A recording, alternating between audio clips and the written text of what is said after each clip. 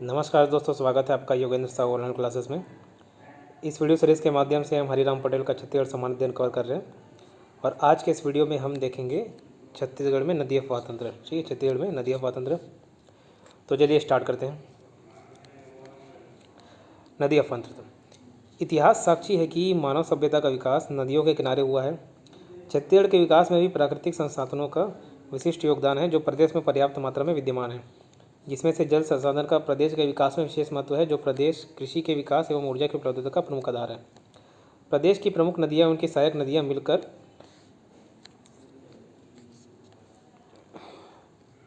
यहाँ पे कुछ मिसिंग हो गया का निर्माण करती है, जिसे नदी अफवाह तंत्र के नाम से जाना जाता है। ठीक, छत्तीसगढ़ का उत्तरी भाग गंगा नदी अफवाह तंत्र का भाग है। छत्तीसगढ़ का दक्षिणी भाग गोदावरी नदी अफवाह तंत्र से प्लावित है और छत्तीसगढ़ का सर्वाधिक भाग महानदी अफवाह तंत्र के अंतर्गत आता है ना। जैसे ये छत्तीसगढ़ का मैप है, अगर तो ये इधर ऊपर सोन नदी बहती है, तो ये सोन नदी अफवाह तंत्र में आ जाता है। जो ऊपर का क्षेत्र है सोन नदी अफवाह तंत्र में आ जाता है ना। यहाँ से गोदावरी नदी जाती है और इधर से इंद्रावती नदी आती है। तो ये जो दक्षिण भाग है, दक्षिण भाग गोदावरी नदी अफवाह तंत्र के अंतर्गत आ जाता है और यहाँ से महानदी जाती है, ये उड़ीसा तरफ, उड़ीसा में जाके बंगाल की खाड़ी में विसर्जन हो जाती है। तो सर्वाधिक नदी इसके अंतर्गत आ जाते हैं, महानदी अफवाह तंत्र के। तो यही बताया गया है कि छत्तीसगढ़ का उत्तरी भाग देखिए गंगा नदी अफवाह तंत्र में आ जाता है। मतलब सोन नदी या गंगा नदी एक ही बात है, क्योंकि सोन नदी गंगा नदी की सहायक नदी है। छत्तीसगढ़ का दक्षिणी भाग गोदावरी नदी अफवाह तंत्र से प्लावित है। छत्तीसगढ़ का सर्वाधिक भाग महानदी अफवाह तंत्र के अंतर्गत आता है। ठीक, तो चलिए स्टार्ट करते हैं। छत्तीसगढ़ में नदी अफवाह तंत्र देखते हैं। जल प्रवाह की दृष्टि से प्रदेश के जल अफवाह तंत्र को 5 भागों में बांटा गया है। पहला महानदी, गोदावरी, सोन नदी, ब्राह्मणी और नर्मदा, ये 5 नदी अफवाह तंत्र हैं। अब इसका देखिए, आपको प्रतिशत भी याद रखना है कि ये नदी अफवाह तंत्र कितने प्रतिशत घेरती है और उसका क्षेत्रफल भी याद रखना है। लेकिन दोनों को याद ना करने के बजाय आप सिर्फ प्रतिशत याद कर लीजिए। प्रतिशत मैंने पहले भी बताया है। जैसे देखिए, आपको क्षेत्रफल मालूम है 135, 191, तो लगभग 1,35,000 ले लीजिए इसको। और आपको मालूम है कि महानदी 56% है, तो 56% इसका निकाल लीजिए। जब कभी क्षेत्रफल पूछे तो आपको इसका एरिया निकाल लेना है ना। तो महानदी 56% क्षेत्रफल में होगा, 56.15। गोदावरी 28.64, सोन नदी 13.63%, ब्राह्मणी नदी 1% और नर्मदा नदी 0.55%। इसका भी देख लेते हैं कितना किलोमीटर ये फैला हुआ है। तो 78,000, लगभग 78,000, ये 36,000, ये 18,000, ये 1,000, मतलब वही 1,500 और ये 750 किलोमीटर। ठीक है, तो सबसे बड़ा अफवाह तंत्र महानदी है, दूसरा सबसे बड़ा अफवाह तंत्र गोदावरी नदी अफवाह तंत्र है और नर्मदा नदी सबसे छोटा अफवाह तंत्र है। ठीक, ये मैप दिया हुआ है। ये सोन नदी अफवाह तंत्र के अंतर्गत आता है, ये ब्राह्मणी अफवाह तंत्र के अंतर्गत, ये नर्मदा अफवाह तंत्र के अंतर्गत आता है, महानदी और ये गोदावरी। ठीक, चलिए आगे देखते हैं। ये मैप है आपका, मैप के माध्यम से पूरा नदी देख दिया हुआ है। जब आप नदी पढ़ेंगे तो इसका बहा के मैप को देख लीजिएगा। ये बीच बीच हम मैप देखते रहेंगे, कोई दिक्कत नहीं। चलिए स्टार्ट करते हैं। तो सबसे पहले महानदी अफवाह तंत्र। महानदी अफवाह तंत्र छत्तीसगढ़ का सबसे बड़ा अफवाह तंत्र है, जो राज्य के कुल अफवाह तंत्र का लगभग 56% क्षेत्र घेरता है। ठीक है, इसका विस्तार छत्तीसगढ़ के 77,432 किलोमीटर है। ठीक है, 77,432 वर्ग किलोमीटर है। इस अफवाह तंत्र का विस्तार मध्य छत्तीसगढ़ में है, जिसका ढाल पूर्व की ओर है। ठीक है, ये छत्तीसगढ़ है और ये इस तरीके से बहती है, तो ये पूर्व की दिशा ही है, तो इसका बोल रहे कि इसका ढाल पूर्व की ओर है। महानदी पढ़ते हैं तो इसका उद्गम है सिहावा पर्वत के फरसिया नामक स्थान में। और कौन से जिला? धमतरी। तो धमतरी के सिहावा पर्वत के फरसिया नामक स्थान में इसका उद्गम है। मुहाना कहाँ होता है? तो कटक उड़ीसा के निकट बंगाल की खाड़ी में, कटक उड़ीसा के निकट बंगाल की खाड़ी में। इसकी कुल लंबाई है 858 किलोमीटर, लेकिन छत्तीसगढ़ में प्रवाह है 286 किलोमीटर। अब देखिए, इसमें कन्फ्यूजन होता है लोगों को, तो ये बता देता हूँ। जैसे ये छत्तीसगढ़ है, महानदी यहाँ धमतरी से स्टार्ट हो रही है और ये छत्तीसगढ़ में बहते हुए उड़ीसा तक, अब यहाँ से उड़ीसा लगा, ये से यहाँ उड़ीसा है, तो ये नदी में जाके समुद्र में जाके मिल गई ये नदी। ठीक, तो यहाँ से लेके जहाँ से इसका उद्गम हुआ, यहाँ से लेके विसर्जन तक जो क्षेत्र, मतलब जो लंबाई है, वो टोटल 858 है। लेकिन छत्तीसगढ़ में कितना बहती है? तो 286। देखो, छत्तीसगढ़ में यहाँ से यहाँ तक का हिस्सा ये 286 किलोमीटर है, तो ये आपको देखना है। ठीक है, छत्तीसगढ़ में लंबाई 858 किलोमीटर और कुल लंबाई 858 किलोमीटर और छत्तीसगढ़ में प्रवाह 286 किलोमीटर है। तट पर स्थित स्थल देख लेते तो राजिम है, गरियाबंद जिले में, फिर सिरपुर है महासमुंद जिले में, पलारी है बलौदाबाजार में, शिवरी नारायण और चंद्रपुर ये दोनों जांजगीर चांपा में। तो तट पर स्थित स्थल कौन कौन से हैं? राजिम गरियाबंद, सिरपुर महासमुंद, पलारी बलौदाबाजार, शिवरी नारायण और चंद्रपुर जांजगीर चांपा में। इसका विस्तार कहाँ है? तो छत्तीसगढ़ के मैदानी क्षेत्रों में इसका विस्तार है। अब ये टोटल 9 जिले में बहती है। ठीक, प्रवाह जिले कौन कौन से हैं? 9 जिले में बहती हैं। धमतरी, कांकेर, बालोद, रायपुर, गरियाबंद, महासमुंद, बलौदाबाजार, जांजगीर चांपा और रायगढ़, टोटल 9 जिले। इस 9 जिलों को कैसे याद करना है? देखिए 2 तरीके से याद कर सकते हैं। या तो आप मैप के माध्यम से याद कर लीजिए कि नदी ऐसे ड्राइंग बना लीजिए, ऐसे पहले नीचे जाती है, फिर ऊपर जाती है, साइड मुड़ती है, लेफ्ट राइट याद कर लीजिए। या फिर एक तरीका सीधा मैप बनाइए। ये देखिए मैप, इस माध्यम से आपको याद करा रहा हूँ। ठीक है, ये वाला हिस्सा रायपुर संभाग है ना, ये रायपुर संभाग है। 1 2 3 4 5, यहाँ 5 जिले हैं।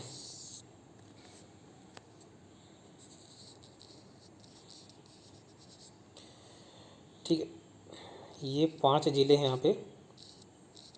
तो रायपुर संभाग के 5 जिला में ये बहता है। रायपुर संभाग में कौन कौन से जिले हैं? तो रायपुर संभाग में पहला रायपुर है, उसके जस्ट ऊपर क्या है? तो बलौदाबाजार है। नीचे क्या है? धमतरी, गरियाबंद, और एक रायपुर हो गया, बलौदाबाजार हो गया, धमतरी हो गया, गरियाबंद हो गया और एक महासमुंद। ये 5 जिले तो रायपुर संभाग के ही हो गए। ठीक है, तो इस तरीके से याद करेंगे। उसके बाद 4 जिले कौन कौन से हो गए? तो नीचे साइड देखिए, नीचे साइड आता है धमतरी और कांकेर। धमतरी के बाजू में कांकेर है, तो धमतरी में बहता है, सॉरी धमतरी तो रायपुर संभाग का ही हो गया। एक कांकेर याद कर लीजिएगा, कांकेर और बालोद। ठीक है, कांकेर बालोद, कांकेर और बालोद। और दूसरा ऊपर जब बहती है ये यहाँ से लेके इधर जब जाती है तो ये रायगढ़ और ये जांजगीर चांपा। ठीक है, ये जांजगीर चांपा और ये रायगढ़, तो ये 2 एरिया हो गया। तो आपको एक्स्ट्रा क्या याद करना है? कांकेर और बालोद, फिर ऊपर तरफ जांजगीर चांपा और रायगढ़। तो ये 4 जिले ये हो गए और रायपुर संभाग के 5 जिले। तो टोटल 9 जिले से होकर गुजरता है। महानदी का विस्तार मध्य छत्तीसगढ़ में है। नामकरण देखिए, तो प्राचीन नाम है कनकनंदनी। क्या? कनकनंदनी। प्राचीन नाम क्या है? कनकनंदनी। सतयुग में नीलोत्पला बोला जाता था इसको, और इसकी जानकारी कहाँ से मिलती है? वायु पुराण में, है ना। तो इसको कैसे याद रखोगे कि नीलोत्पला की जानकारी? नीलोत्पला, महानदी को नीलोत्पला बोला जाता था, नीलोत्पला के नाम से वर्णन है वायु पुराण में। कैसे याद रखोगे? तो देखो, नीला आसमान होता है ना, नीला आसमान। आसमान मतलब आकाश, वायु, ये सारी चीज़ें हैं वहाँ पे। तो इससे याद रखेगा वायु, आकाश नीला है, और वायु से याद रखेगा वायु पुराण, और नीला से नीलोत्पला। ठीक। द्वापर युग में चित्रोत्पला, ये किससे जानकारी मिलती है? स्कंद पुराण में मेंशन है, स्कंद पुराण, इसको याद रखिएगा। देखिए बचपन में अपने ड्राइंग क्लास में पेंटिंग की होगी।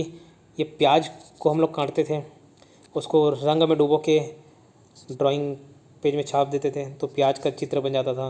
प्याज के अंदर का आलू काट के बनाते थे, हाथ को रंग में डुबा के हाथ से बनाते थे। ऐसी कई सारी चीज़ों का सीधा रंग में डुबाते थे और उसको छाप मारते थे।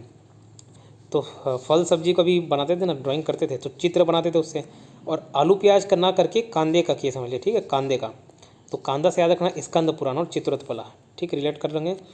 वर्तमान में इसको महानदी बोला जाता है। श्रृंगी ऋषि के प्रिय शिष्य महानंदा के नाम पर इसका नामकरण किया गया है। ठीक है, श्रृंगी ऋषि के प्रिय शिष्य महानंदा के नाम पर इसका नामकरण किया गया। अन्य नाम क्या है? तो ऋषि तुल्य, छत्तीसगढ़ की गंगा, छत्तीसगढ़ की जीवन रेखा, ये सारे नामों से भी जाना जाता है। अब इसका सहायक नदी देखते हैं। इसकी सहायक नदी बहुत इंपॉर्टेंट है, ये बहुत आसानी से आपको याद हो जाएगी ट्रिक के माध्यम से, कौन उत्तर से आती है, कौन दक्षिण से आती है ना।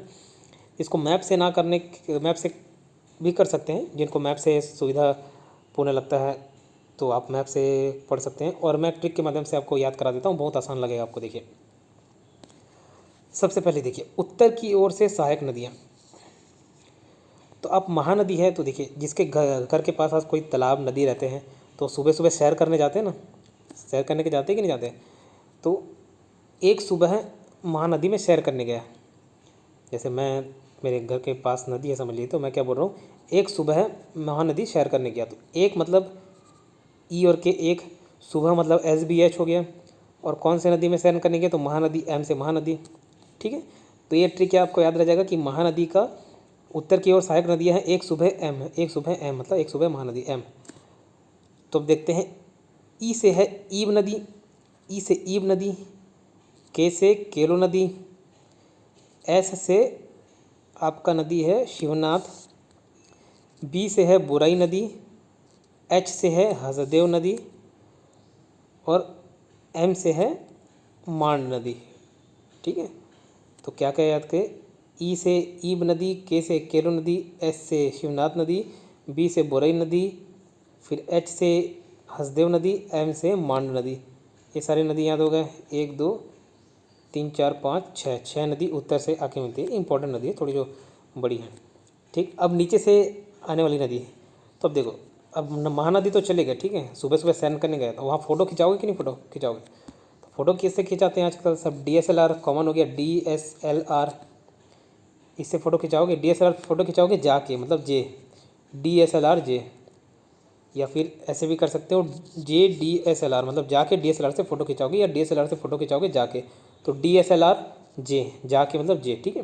तो DS3 है ना, S3 रिपीट हुआ है, 3 लिखा हूँ, DS3, तो मतलब S 3 बार आएगा, DSLR LR जे, ठीक है। तो ये हो गए दक्षिण की ओर से सहायक नदियाँ।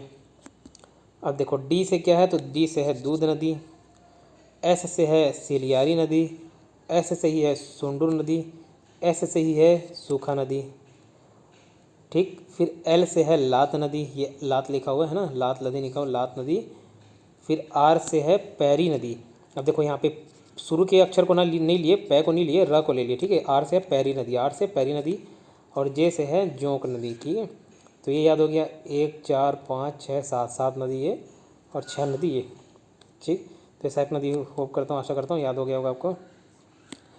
फिर शिवनाथ नदी महानदी की सबसे बड़ी सहायक नदी है, ठीक। नेक्स्ट देखते हैं।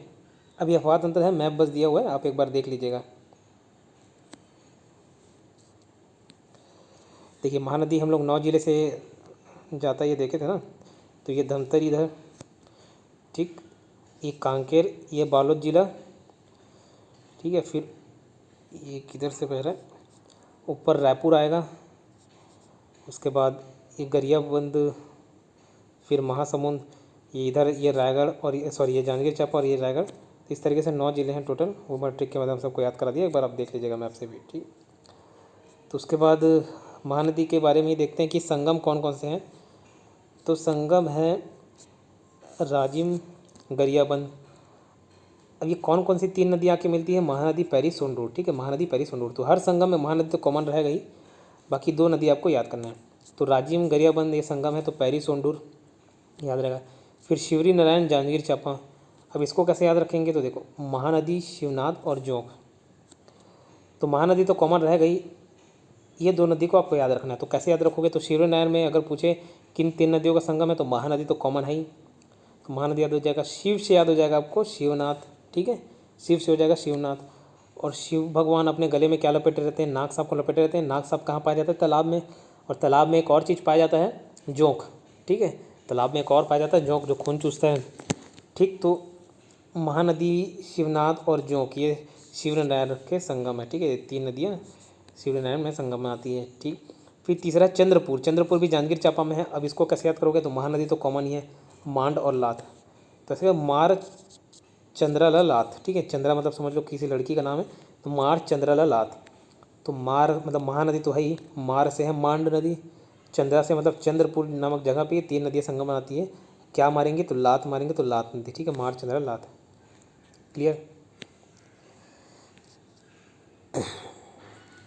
इसके बाद नेक्स्ट देखते हैं बांध। तो हीराकुंड बांध उड़ीसा में कटक के समीप भारत का सबसे लंबा बांध है ये। इसके मतलब महानदी पे हीराकुंड बांध बना हुआ है। फिर इसमें क्या क्या परियोजना देख रहे हैं, तो रुद्री बैराज परियोजना 1912 से 15 धमतरी जिले में महानदी पर स्थित है, ठीक है। रुद्री बैराज परियोजना 1912 से 15 धमतरी जिले में महानदी पर स्थित है। दूसरा है दुधवा जलाशय 1963 में धमतरी जिले में महानदी पर स्थित है ये भी। फिर गंगरेल बांध रविशंकर जलाशय बहुत इंपॉर्टेंट है, 1979 धमतरी जिले में महानदी पर स्थित है। तो तीनों के तीनों धमतरी में है, रुद्री बैराज धमतरी में है, दुधवा जलाशय धमतरी में है, गंगरेल बांध धमतरी में है। रुद्री बैराज कब बना, 1912-15 में। दुधवा जलाशय 1963 में, गंगरेल बांध 1979 में, ठीक। बैराज और कौन कौन से बैराज है, तो देखिए इसको एक बार रीड मार लीजिएगा, इंपॉर्टेंट है और एग्जाम में पूछे जा सकते हैं। Samoda barrage Raipur, Shivri Narayan barrage Janjgir Champa, Saradi barrage Janjgir Champa, Basantpur barrage Janjgir Champa, Birauni barrage Janjgir Champa, Kalma barrage Janjgir Champa, ठीक है। ये सारी चीज़ को एक बार आप याद कर लीजिएगा। नेक्स्ट देखते हैं छत्तीसगढ़ की सबसे लंबी नदी देखते हैं महानदी 858 किलोमीटर हम देख चुके हैं। छत्तीसगढ़ में बहने वाली सबसे लंबी नदी शिवनाथ नदी है 290 किलोमीटर। तो छत्तीसगढ़ की सबसे लंबी नदी महानदी, छत्तीसगढ़ में बहने वाली सबसे लंबी नदी शिवनाथ। ठीक। महानदी एवं इंद्रावती के मध्य जल विभाजक पर्वत कौन है? तो केशकाल घाटी है। केशकाल घाटी के कारण महानदी उत्तर की ओर प्रवाहित हो जाती है और इंद्रावती दक्षिण की ओर। ठीक है। महानदी छत्तीसगढ़ का सर्वाधिक क्षेत्र घेरता है। उसका स्वर्गीय दिलीप सिंह जुदेव सेतु बना हुआ है महानदी पर। राज्य का सबसे लंबा सड़क पुल है जिसकी लंबाई 1830 मीटर है। 1830 मीटर है जो महानदी पर पुसौर व सरिया के बीच सूरजपुर गांव व नदिया के मध्य है। ठीक है। जबकि देखिए ये सेतु है, सेतु मतलब ब्रिज, जबकि बांध अलग चीज़ है। तो दिलीप सिंह जुदेव बांध बना है, केलो बांध भी बोलते हैं, केलो नदी पर बना हुआ है जो रायगढ़ जिले में है। जबकि दिलीप सिंह जुदेव सेतु ब्रिज महानदी पर है, बांध केलो नदी पर, सेतु महानदी पर। क्लियर। महानदी पर सस्पेंशन ब्रिज राजिम में प्रस्तावित है, अभी बनने को है सस्पेंशन ब्रिज। ठीक है, राजिम में। चलिए आगे देखते हैं महानदी की दक्षिण की ओर से सहायक नदियाँ। अब हम लोग इसको पढ़ चुके हैं, बस डिटेल पढ़ना है, डिटेल पढ़ना है। तो दक्षिण की ओर से क्या था? डीएसएलआर में फ़ोटो खिंचाएंगे जाके। तो एस था 3, डी से सबसे पहले देखे थे दूध नदी, है ना। तो ये ट्रिक को याद करिएगा। दूध नदी उद्गम क्या है? मलाज कुंडम की पहाड़ी कांकेर, मलाज कुंडम पहाड़ी कांकेर। विसर्जन कहाँ होता है? महानदी में। प्रवाह क्षेत्र कांकेर। विशेष क्या है? दूध नदी में मलाज कुंडम जलप्रपात है ना। दूध नदी में मलाज कुंडम जलप्रपात है। फिर दूसरा है सिलियारी नदी, एस से सिलियारी नदी था। तो माड़म सिल्ली जलाशय 1923 धमतरी जिले में। तो सिलियारी नदी में माड़म सिल्ली जलाशय, बस यही याद करना है। और कौन से जिले में? धमतरी जिले में 1923 में। तो सिल से सिलियारी, सिल से माड़म सिल्ली। ठीक है, सिल से मिलता जुलता है तो आपको याद आ जाएगा कि माड़म सिल्ली जलाशय सिलियारी नदी में। फिर तीसरा नदी है सोंडूर नदी, इसका उद्गम है नवरंगपुर जिला कोरापुट उड़ीसा। ठीक है, सोंडूर नदी का उद्गम है नवरंगपुर जिला कोरापुट उड़ीसा। इसका विसर्जन कहाँ होता है? तो पैरी नदी में मालगांव के समीप। ठीक, पैरी नदी में मालगांव के समीप। एक्चुअली देखो, पैरी नदी सहायक नदी है महानदी की। जैसे ये महानदी है, महानदी में पैरी नदी आके मिल रही है, और पैरी नदी में आके कौन सी नदी मिलती है? तो सोंडूर नदी है। फिर ये दोनों संयुक्त रूप से महानदी में मिलते हैं। इस तरीके से याद करिए। तो इसका नवरंगपुर जिला कोरापुट उड़ीसा देख लिए। विसर्जन का होता है पैरी नदी में मालगांव के समीप। परियोजना सोंडूर परियोजना विश्व बैंक की सहायता से बन रहा है। ठीक है, बना है, मतलब बना हुआ है 1979-80 धमतरी जिले में सोंडूर परियोजना। ठीक, आगे बढ़ते हैं, पैरी नदी देखते हैं। तो पैरी नदी का प्राचीन नाम था पलासिनी। पैरी नदी का प्राचीन नाम था पलासिनी।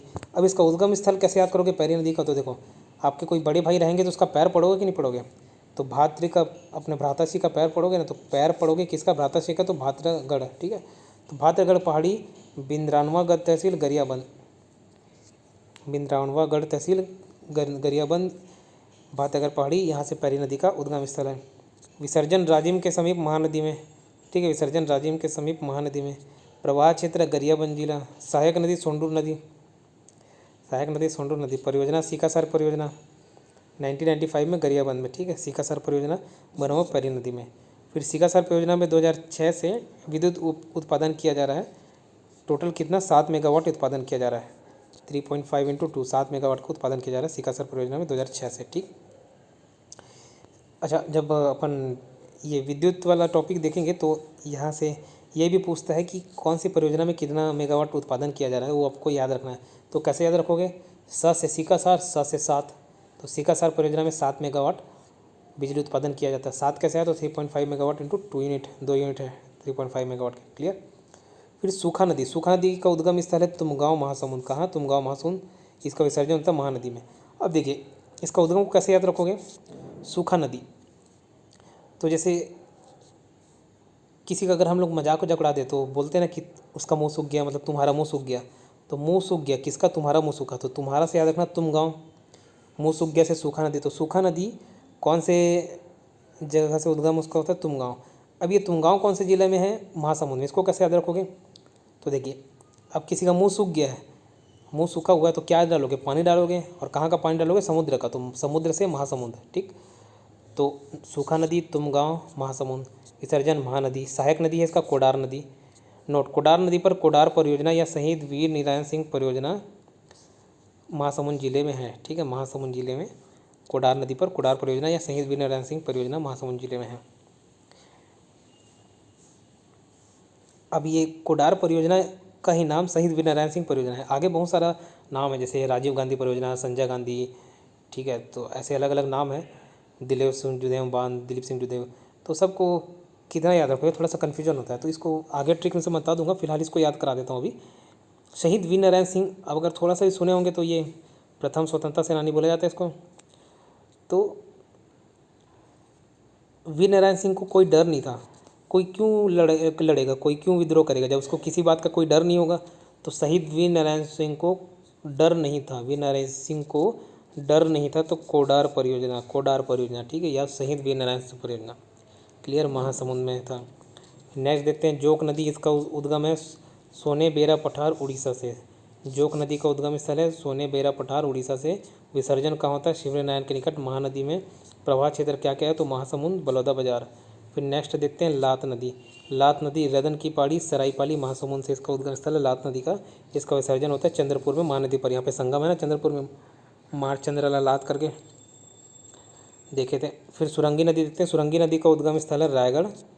विशेष क्या, यह उड़ीसा में ओंग नदी के माध्यम से महानदी में मिल जाती है।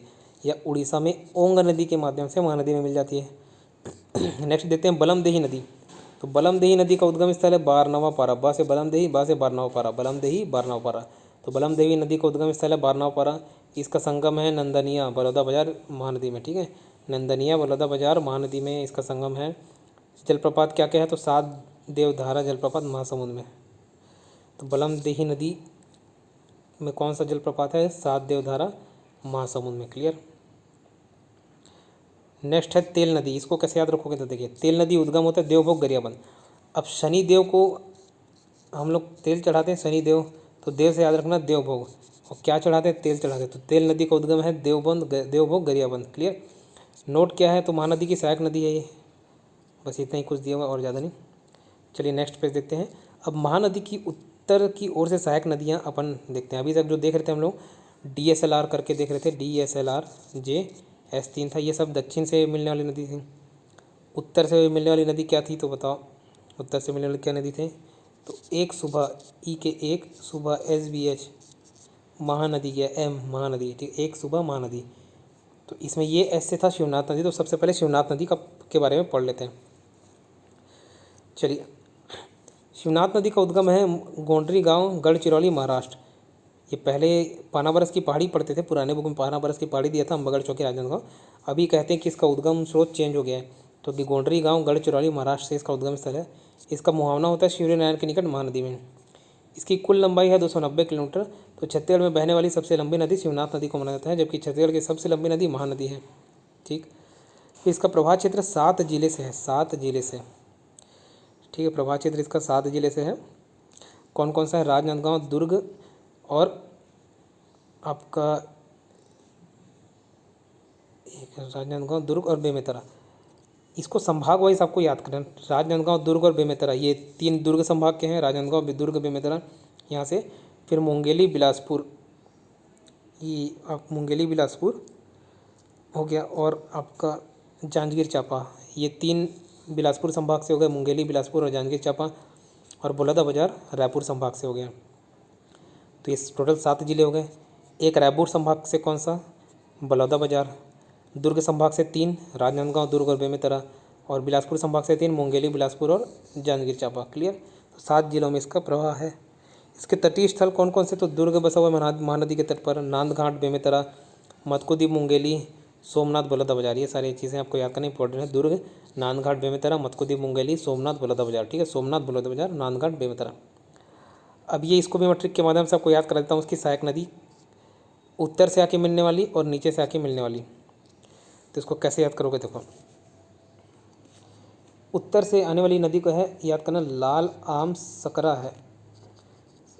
समझ लीजिए आप आम खरीदने गए, तो आपको आम कैसा मिला, सकरा मिला, एकदम पतला आम दे दिए, लाल आम सकरा है। ठीक है, ऊपर से हाफ मनी अरपा है, हाफ मनी इधर लिख दे रहा हूँ, अरपा है। तो लाल आम सकरा है, ऊपर से हाफ मनी अरपा है। इस तरीके से याद करना है। लाल आम सकरा है, लाल आम खरीदोगे तो पैसा दोगे ना। अब सकरा दे दिया, थोड़ा सा पतला आम दे दिया, खराब आम दे दिया, तो आधा मनी दोगे। तो ऊपर से हाफ मनी, तो हाफ मनी याद रखिएगा, ऊपर से हाफ मनी अरपा है। इस तरीके से याद करना। अब देखिए लाल से, देखिए लाल आम सकरा है ऊपर से, तो ऊपर से यहाँ पे बीच में आ रहा है, इसका मतलब है आप इस जब सेंटेंस को याद रखेंगे तो आपको ध्यान आ जाएगा कि ऊपर से बीच में आ रहा है। ऊपर से आ रहा है मतलब उत्तर से मिलने वाली नदियाँ, शिवनाथ ने की उत्तर से आकर मिलने वाली सहायक नदियाँ। तो लाल से देखते हैं लीलागर नदी, लाल से है लीलागर नदी। आम से है आमनेर, आम से है आमनेर नदी। सकरा से है सकरी नदी, ऊपर से मतलब उत्तर से आकर मिलने वाली। हाफ मनी अरपा है, हाफ से हाफ नदी, मनी से मनियारी नदी, अरपा से अरपा नदी। तो ये सारे याद हो गए आपको।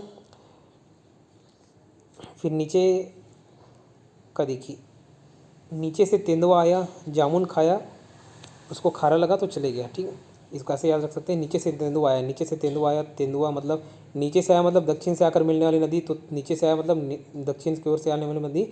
तेंदुआ आया तो तांदुला। जामुन खाया, आमतौर पे लोग जामुन वामुन खाते हैं, नॉनवेज खाते हैं। तो लेकिन ये कि तेंदुआ क्या खाया, जामुन खाया, जामुनिया। तो जामुन कैसे लगा, खारा लगा उसको। तो खारा से खारून और खरखरा दोनों है, खारून और खरखरा। तो ये चार नदी दक्षिण से मिलने वाली है, याद रह जाएगा। फिर परियोजना, परियोजना है मोंगरा बैराज परियोजना राजनांदगांव में। तो एग्जाम में ऐसा पूछा जाता है कि मोंगरा बैराज परियोजना कौन सी नदी पर है, तो शिवनाथ नदी पर। इसको कैसे याद करोगे, तो देखो शिवनाथ मतलब शिव भगवान हो गए, शिव से पार्वती रिलेट कर सकते हो। अब पार्वती माता अपने मोंगरा का गजरा वजरा लगाएगी, गजरा पहनती होगी, इस तरीके से आप याद कर सकते हो। तो मोंगरा बैराज शिवनाथ नदी याद कर सकते हैं। ठीक है, इसका प्राचीन नाम था शूनी नदी। ये मत्स्य एवं वामन पुराण में दिया हुआ है, शूनी नदी या शिवा नदी। ठीक, विशेष क्या है तो महानदी की सबसे बड़ी सहायक नदी है। महानदी एवं शिवनाथ नदी का दोआब क्षेत्र रायपुर दीर्घ जिले में फैला है। महानदी और शिवनाथ नदी का दोआब क्षेत्र कहाँ फैला है, रायपुर व दीर्घ जिले में फैला हुआ है। फिर यह नदी ऐतिहासिक काल में छत्तीसगढ़ को दो भागों 18-18 गढ़ों में विभाजित करती थी। ठीक है, 18-18 गढ़ों, दो गढ़ों में विभाजित करती थी। ये राजनांदगांव, सॉरी ये शिवनाथ नदी है, तो यहाँ तक आता था, यहाँ से महानदी में मिल जाता है। तो इसके ऊपर 18 गढ़ थे, इसके नीचे 18 गढ़ थे। ठीक, फिर ये मैप दे दिया हुआ है, मैप आप देख लेंगे। फिर शिवनाथ की सहायक नदी हम लोग पढ़ तो चुके हैं, अभी थोड़ा सा डिटेल देख लेते हैं। खरखरा नदी डोंडी लोहारा में है, इसका उद्गम स्थल कहाँ है, डोंडी लोहारा। इसमें परियोजना कौन सा, खरखरा जलाशय, मिट्टी निर्मित बांध है, बालोद जिले में। ठीक है, खरखरा जलाशय मिट्टी निर्मित बांध है। फिर तांदुला नदी, तो इसका उद्गम है भानु प्रतापपुर कांकेर, इसकी लंबाई है 64 किलोमीटर। प्रवाह क्षेत्र कांकेर बालोद दुर्ग। परियोजना क्या है तो तांदुला जलाशय बालोद, यह छत्तीसगढ़ की प्रथम परियोजना 1913 में, याद रखिएगा तांदुला परियोजना 1913 में बना हुआ है। तो कैसे याद रखेंगे, त से तांदुला, त से 13, त से तांदुला, त से 13।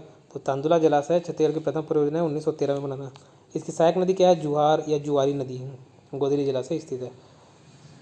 फिर खारून नदी, खारून नदी का उद्गम है पेटी चुआ पहाड़ी संजारी बालोद से। इसका विसर्जन होता है सोमनाथ बलौदा बाजार के निकट शिवनाथ नदी में। प्रवाह क्षेत्र बालोद है, रायपुर है, दुर्ग है, बलौदा बाजार है।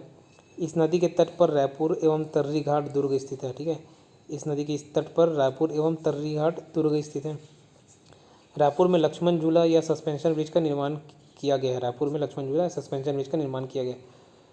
ठीक, नेक्स्ट पॉइंट देखते हैं। जमुनिया नदी, यह शिवनाथ नदी की सहायक नदी है, पढ़ चुके हैं। इसका उद्गम होता है बलौदा बाजार।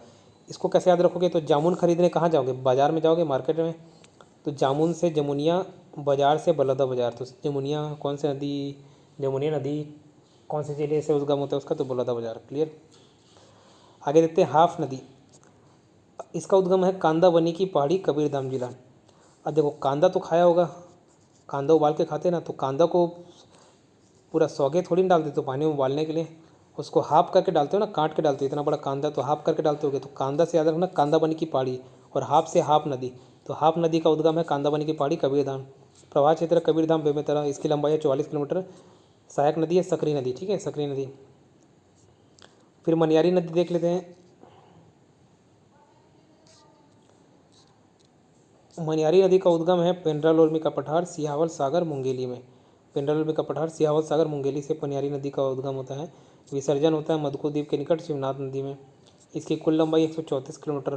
प्रवाह क्षेत्र है मुंगेली, बिलासपुर और गुरेला पेंड्रा मरवाही। सहायक नदी है आगर, छोटी नर्मदा, टेसुआ व घूंगा। आगर, छोटी नर्मदा, टेसुआ व घूंगा। परियोजना है खुड़िया बांध, या फिर इसी को ही राजीव गांधी जलाशय बोलते हैं। ठीक है, खुड़िया बांध राजीव गांधी जलाशय 1930 में। विशेष, इस नदी के किनारे अमेरिकापा तालागांव स्थित है।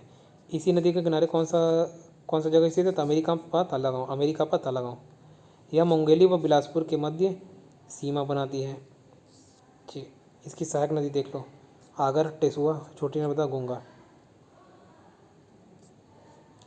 नेक्स्ट देखते हैं अरपा नदी। अरपा नदी का उद्गम है यहाँ पे खोंडरी खोंगसरा पहाड़ी, गोरेला पेंड्रा मरवाई में।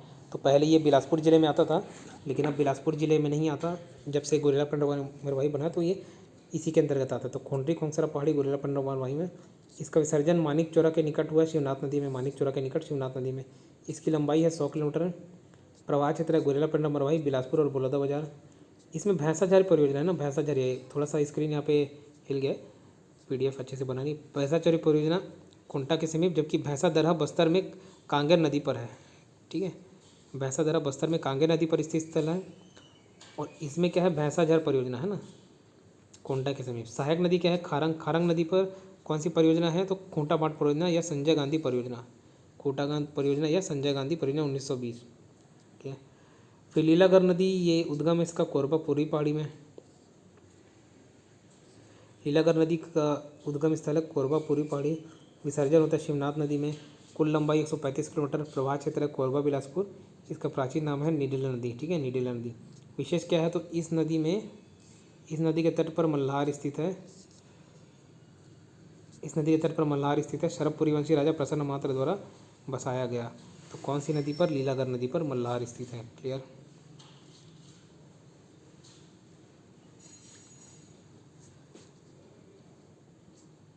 उसका देखिए, ये आपको सीमा रेखा याद कर लीजिएगा। मुंगेली, बिलासपुर, जांजगीर चांपा, बलौदाबाजार।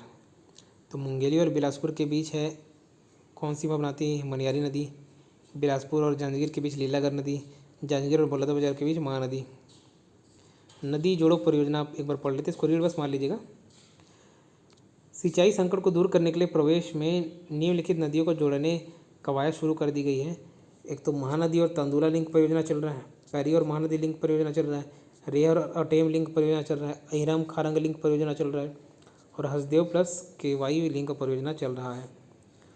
खैरागढ़ राजनांदगांव में आमनेर, मुस्का व पिपरिया है ना। खैरागढ़ राजनांदगांव, आमनेर, मुस्का और पिपरिया, ये 3 नदियों का संगम याद रखिएगा। आमनेर, मुस्का और पिपरिया, आमेर, मुस्का और पिपरिया। परलकोट, कोटरी, निबरा, गुडरा। कोटरी प्लस निबरा प्लस गुडरा मिलकर परलकोट संगम बनाता है। ठीक है, इसको याद रखिएगा। उसके बाद अन्य नदियाँ एवं उनके प्रवाह क्षेत्र देख लेते हैं। इसको याद रख लीजिएगा, इंपॉर्टेंट है, कभी भी पूछा जा सकता है। तो नेयूर नदी बहती कोरिया ज़िले में। नेयूर नदी कौन सी ज़िले में है? कोरिया ज़िले में। शंख नदी जसपुर में है। शंख नदी जसपुर में। तेल नदी देवभोग तहसील गरियाबंद देख चुके हैं। संकरी नदी है, संकरी नदी कवर्धा में। संकरी नदी कवर्धा में। सुरही नदी है राजनांदगांव। सुरंगी नदी है रायगढ़ में। सारंगी बलमदेही नदी है महासमुंद में। सुरंगी है रायगढ़ में, सारंगी है महासमुंद में। ठीक है, सुरंगी है रायगढ़ में, सारंगी है महासमुंद में। जाटलूर या कुकुर, ये है नारायणपुर में। जाटलूर या कुकुर नारायणपुर में। नैनी या देवधा कांकेर। नैनी या देवधा कहाँ है? कांकेर में। तमूरा या लसूरा कहाँ है? कोंडागांव में। तमूरा या लसूरा कहाँ है? कोंडागांव में। अब ये नदियों की लंबाई देख लेते हैं। इसको याद करना है ना आपको, 2-3 बार रीड मारेंगे ना तो आसानी से याद हो जाएगा। महानदी 858 किलोमीटर है, जबकि छत्तीसगढ़ में कितनी बहती? 286। ये तो पढ़ चुके हो। शिवनाथ भी याद हो जाएगा, 290। इससे थोड़ा सा छोटा है, थोड़ी सी लंबाई कम है, 264 इंद्रावती नदी का। तो इंद्रावती की लंबाई कितनी है? 264 किलोमीटर। ईब नदी का 202 है, लेकिन छत्तीसगढ़ में 87 बहती है।